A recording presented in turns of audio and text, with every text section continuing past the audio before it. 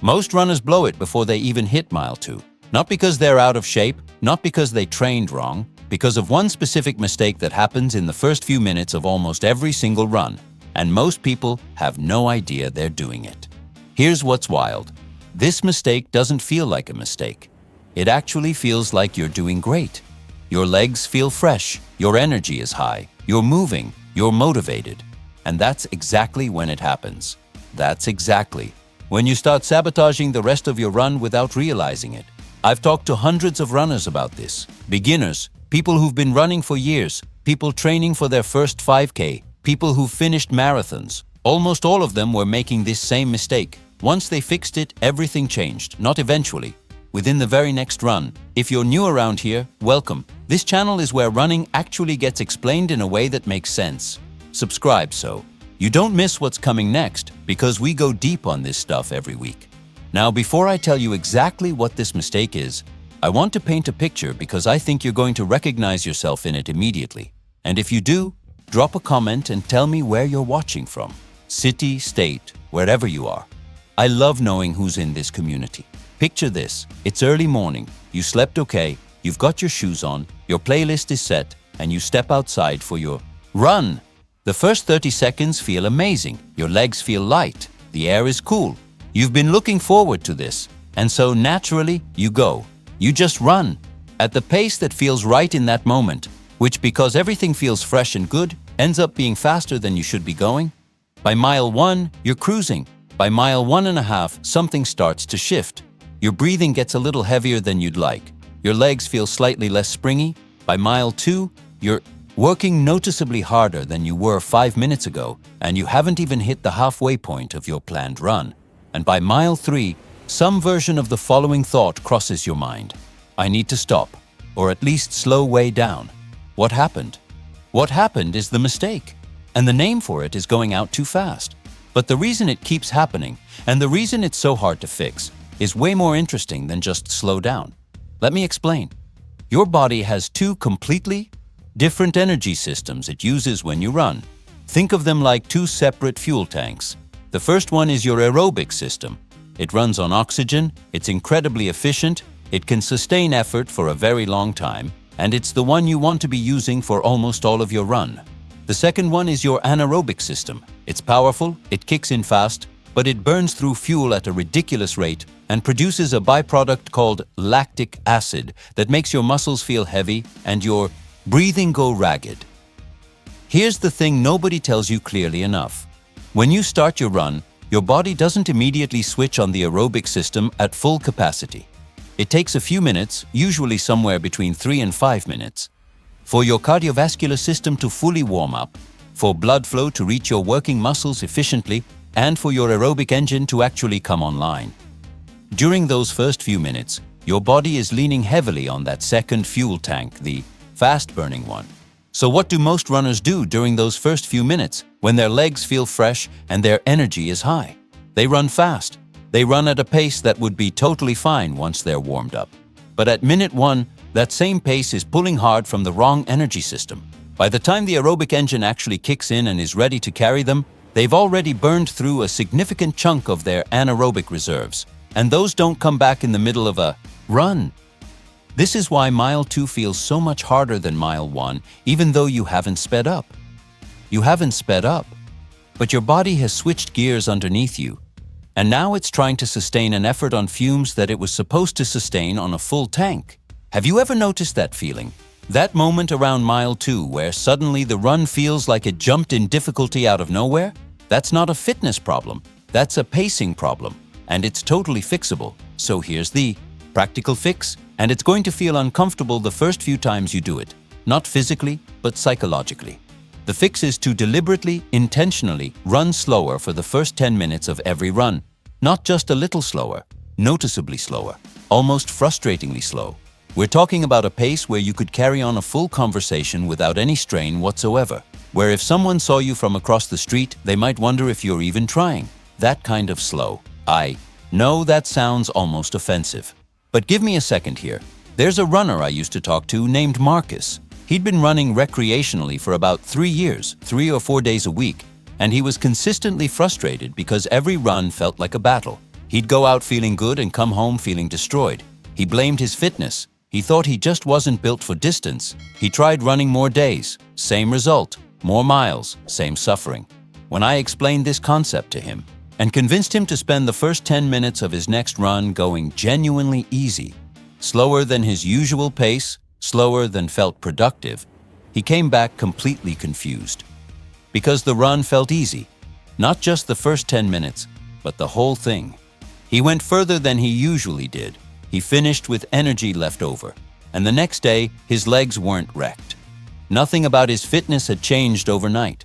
The only thing that changed was that he stopped robbing his aerobic system. Before it had a chance to come online, he gave his body those first few minutes to actually prepare. And then, when the engine was warm and ready, everything downstream became easier. What's the hardest part of your run usually? Is it the beginning, the middle, or the end? Seriously, think about it. And let me know in the comments, because your answer might tell you a lot about where your pacing is actually breaking down. Now here's where it gets even more interesting, because the starting too fast problem goes deeper than just energy systems. There's a psychological layer to this that most running advice completely ignores. When we start a run, especially if we're motivated or a little anxious to perform well, there's an unconscious urge to prove something in those first few minutes. To yourself, to your watch, to no one in particular. You want to feel fast. You want to feel strong. And so the pace you choose at the beginning of a run is often driven by emotion and ego, more than by actual strategy. This sounds harsh, but think about it honestly.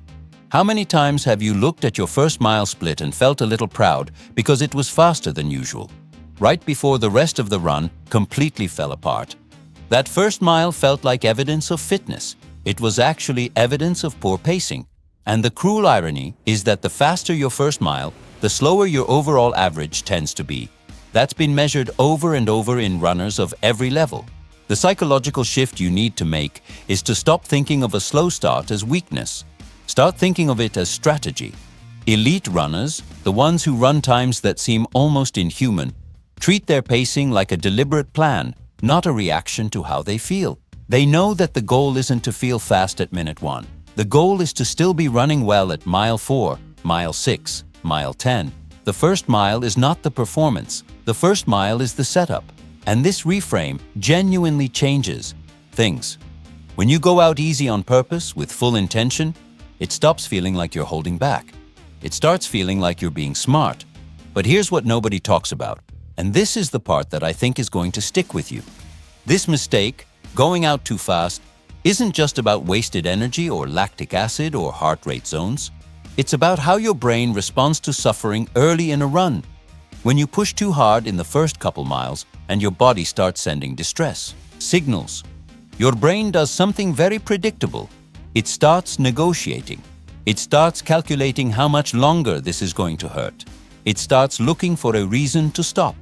And once your brain has gone into that mode, finishing the run becomes a mental battle on top of a physical one. You're fighting your own head for the last half of every run. Runners who go out-controlled don't hit that wall, not because they're more mentally tough, but because they never gave their brain a reason to start the negotiation. The run stays in a manageable zone, effort builds gradually, and the brain stays on board for the whole thing. That's not willpower. That's pacing creating the conditions for success.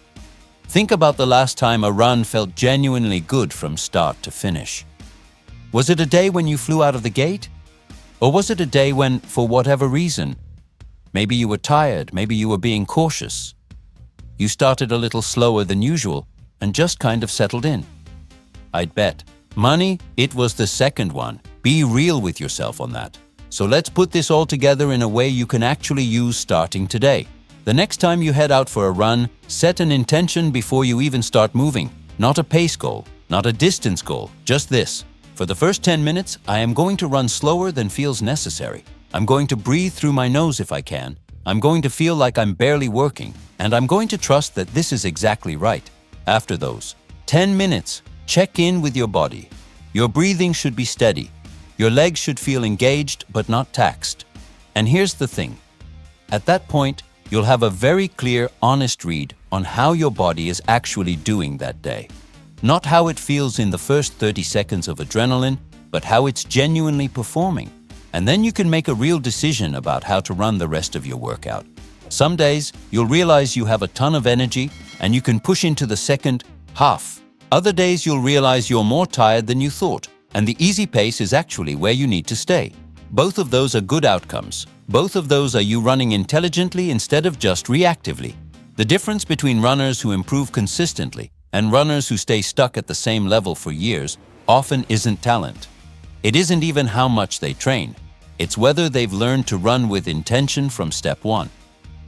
6 months ago, one small habit change could have made every single one of your runs better. Not more miles, not a new training plan, just starting differently. That's it. The beginning of your run is setting up everything that comes after it, and most people are unknowingly setting themselves up to struggle within the first few minutes. You now know what's actually happening in your body during those early miles. You know why the fresh feeling tricks you. You know how your energy systems work against you when you start too fast. And you know what to actually do about it. That's not a small thing. Most runners go years without ever understanding any of that. The next run you go on, you have a choice. You can run it the way you always have, or you can try something different and see what happens. I'm genuinely curious which runners are going to actually test this on their next workout and report back. If you're going to try it, tell me in the comments. I want to hear what your experience is like because I know it's going to surprise you. If this kind of honest, practical running content is what you're looking for, subscribe right now. This is what we do here. Every video is built to actually help you run better, not just feel good about running. Hit that button so you don't miss what's coming. And I've got another video that connects directly to this one. It goes into what to do in the middle miles once you've nailed your start, because that's where the second most common mistake lives. I'll link it right here. Watch that next and you'll have the full picture. You already showed up. Now start smarter.